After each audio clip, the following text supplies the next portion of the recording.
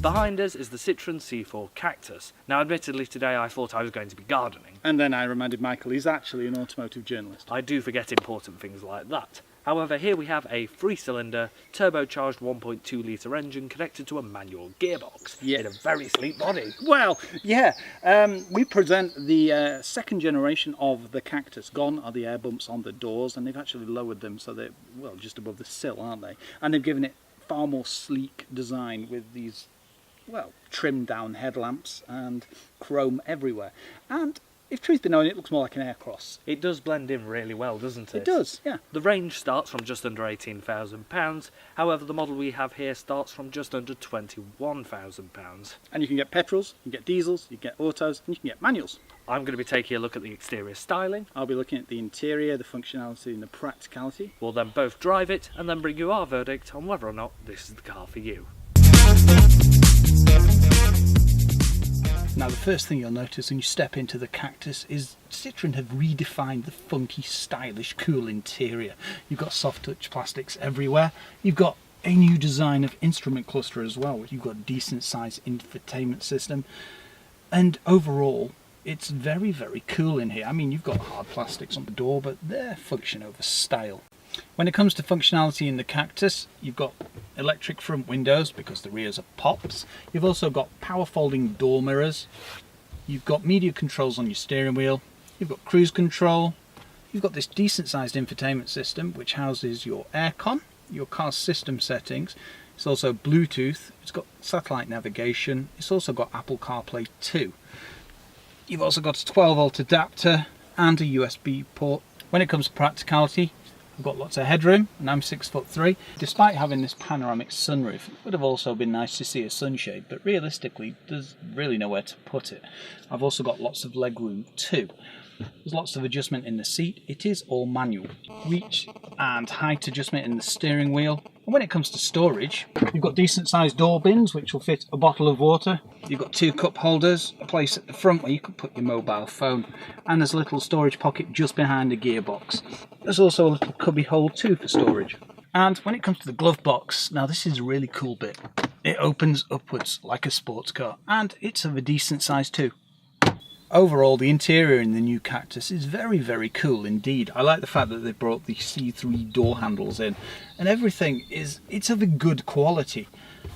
They've lightened up the doors with different type coloured panels, and they've also made the harder plastics more rugged, so they're there for function. And just overall, the whole car is just put together extremely well. Soft touch plastics, leather steering wheel, infotainment system is very good too. Stepping into the rear of the car, well, realistically, you can see I don't have much room, but the seat is set up for me, and I'm 6'3", so I kind of expect it. Headroom's not so bad, despite having this panoramic sunroof. I mean, the rear of this car just basically follows the front. You've got the hard touch plastics on the top of the door, but you've still got this really comfortable leather interior too. And it would have been nice to see a pull-down armrest. You've also got a cool storage area just near the top of the door, and for door bins, well, they're pretty immense for the back door of a car, to be honest. And privacy glass with those really cool pop-out windows. Now, the one thing you're probably asking yourself is, will 2 adults fit in here? Well, yes, 2 adults will fit very comfortably. 3 not so much, and 3 children, well, that wouldn't be a problem at all. You've also got your ISOFIX points here, and you've got airbags there too. When it comes to the boot of the car, click once on the key fob and you just pop open the boot. Once open, 358 litres of space at your disposal. Right, you've got a bit of a boot lip. It would have been nice to see a false floor because that would eliminate this. You've also got split folding rear seats. Now when you drop those, there is a bit more of a lip, but it does increase your space to around 1,170 litres, which is quite a decent size, to be honest. You've also got tethering hooks, and when you lift up the floor, you've also got a spare wheel, and it's not a space saver.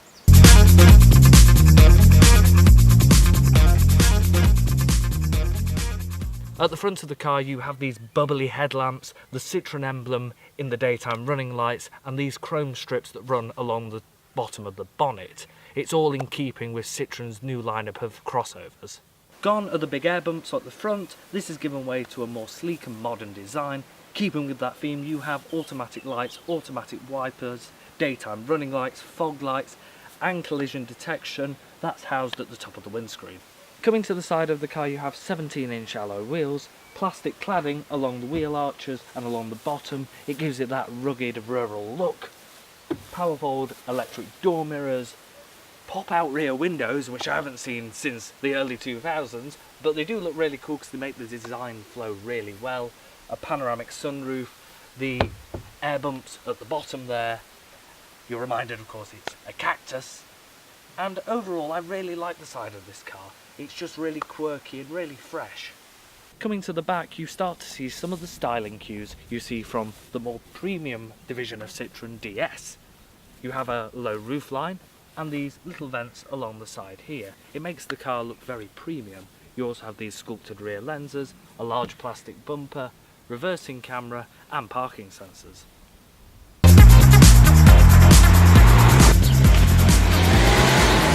What's the new Cactus like to drive? Well, it's some of the, realistically, it's one of the most comfortable vehicles I've ever driven, which is quite random. The suspension is, it's magical, but Citroen did define, what was it, hydroelastic it's suspension? got hydraulic cushioning. It's remarkable, really, for a car in this price range to have this sort of ride. Yeah.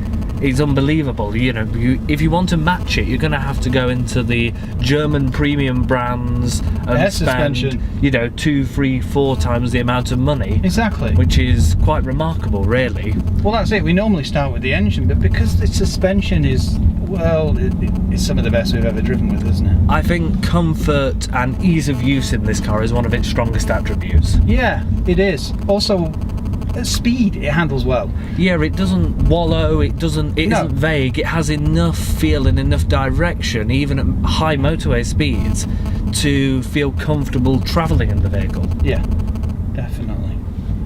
Under the bonnet, you've got a 1.2 litre. I know that's quite amazing to think. In a car this size, you've got a 1.2. It's turbocharged, and the strange thing is, it's 3-cylinder as well, but realistically, Michael, it's got enough power, hasn't it, to carry this car quite easily? Yes, it's very capable of motorway speeds. Yeah. And it's very nice to see that it's as refined as the EcoBoost unit you find in a Ford. Yes. There's no vibration that comes through the cabin. It's nice and quiet, and unless you knew by the tone, you wouldn't actually know it's a 3-cylinder. No, sounds good as well. I like the sound of a 3-cylinder. They've kind of perfected it.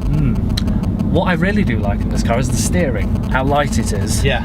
In fact, when I got back in my own car, I actually thought the steering in my car was broken because this is so light. Yeah, that's the one thing about it, isn't it? It gives you enough control at speed, but it's very easy to manoeuvre around town as well. So it's nice and light, but it's not too light. It's still a bit of weight. It weightens up when you get up to speed, but it's very good for carrying out manoeuvres in a city. I really, really do like it. It's one of my favourite things about the car. The 5-speed gearbox I also find a lot better than what we found in the C3 Aircross. Yeah, you weren't a fan of that gearbox, were you? No, it was a bit too notchy. The throw was far too long for me.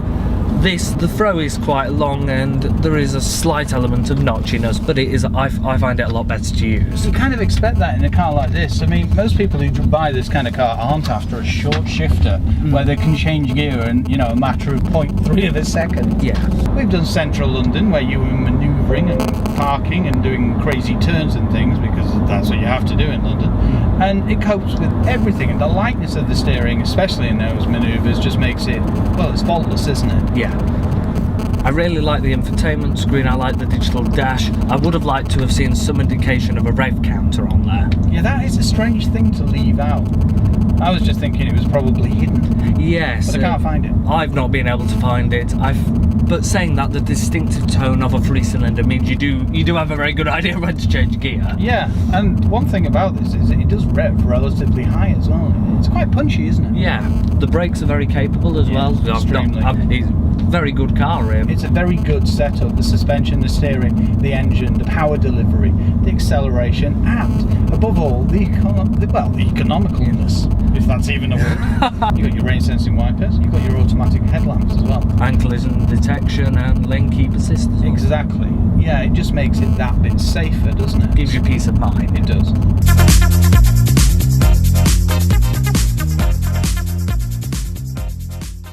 So what's our verdict of the Citroen C4 Cactus? Well, you've got to admit, it's got some rather quirky, funky styling. It stands out from the crowd. It's very practical, it's economical too. That 3-cylinder turbocharged engine and that more refined manual gearbox make it really good to drive. It's got a decent infotainment system, it's very comfortable as well. Yeah, I really do like the ride on this car. It definitely stands out to me. Yeah, it's refined well as well with the leather interior and the leather wrapped steering wheel. There is one thing that does let it down. It's Euro NCAP 4. Yeah, that's one thing I didn't expect, to be honest. But you can get a range of engines. You can get diesels, petrols, you can get automatics, you can get manuals too. You can also get a range of trims. You can get the Flare Edition, the Feel and the Feel Edition. Now, what's this model? This one is the Flare. It comes in at just under £21,000. Right, but you can get them for, what is it, about 18? Yep, around £18,000. So Yeah. you can get one for a very decent price and you get a lot of car for your money. It's certainly one of those crossovers that is worth considering, especially if you're in the market for them. For more great impartial car reviews, please subscribe to our channel. If you have any questions about the C4 Cactus, then leave them in the comments section and we'll endeavour to get back to you.